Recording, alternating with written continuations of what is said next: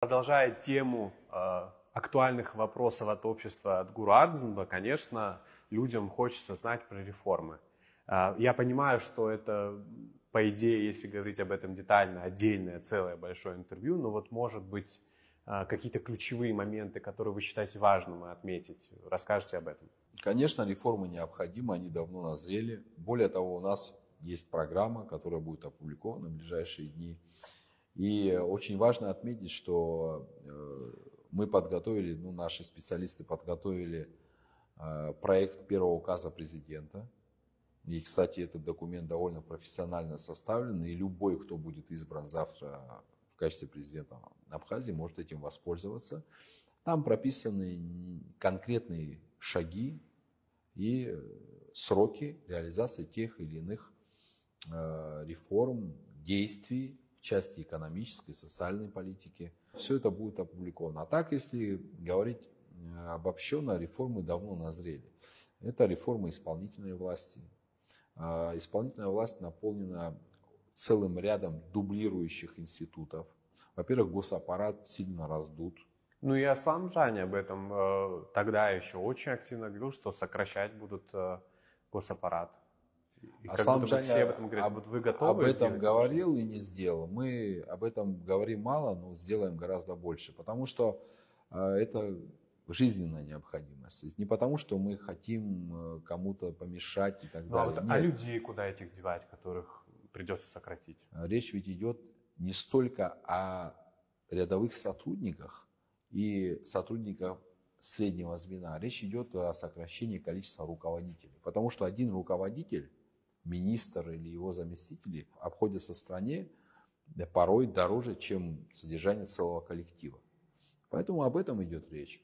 Остро нуждается в реформировании система государственной власти на местах, местные органы власти. Здесь речь идет о том, чтобы дать им гораздо больше полномочий.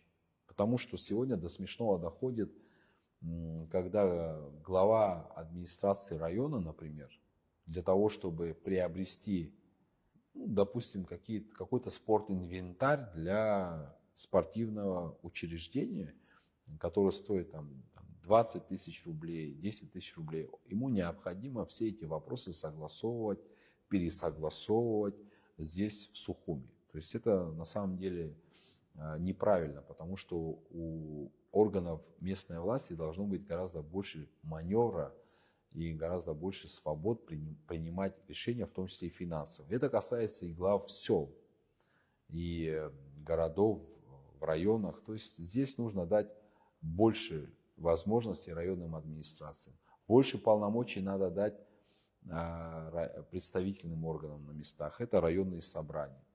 То есть здесь очень много вопросов, которые нужно поменять. И законодательную ветвь власти тоже будет необходимо реформировать. Я абсолютно убежден в том, что парламент необходимо избирать по смешанной системе. И, кстати, это в перспективе поможет нам минимизировать возможность политических кризисов. Тогда как, когда партии, политические силы будут иметь возможность находиться внутри парламента, как политические партии, это даст возможность уже внутри здания парламента обсуждать те или иные вопросы.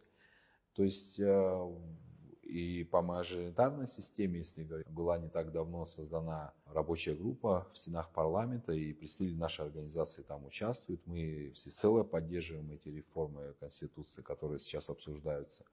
То есть вот целый пласт реформ, которые необходимо будет проводить и в экономической части, и в финансовой части, и в сфере образования, здравоохранения, обороны и безопасности. Это вообще отдельный блок, который необходимо обсуждать вообще часами. Это можно не одну передачу этому посвятить, потому что в этом смысле мы вообще абсолютно праздный образ жизни ведем, без деталей. То есть здесь нам необходимо очень серьезно, особенно учитывая то, что происходит в мире вокруг нас, необходимо очень серьезно подумать над тем, чтобы усилить мобилизационную подготовку и так далее. То есть, Саид, очень много вопросов, которые стоят на повестке. Я абсолютно уверен, что мы со всем этим справимся. Мы полны решимости и энергии для того, чтобы преодолеть все эти трудности.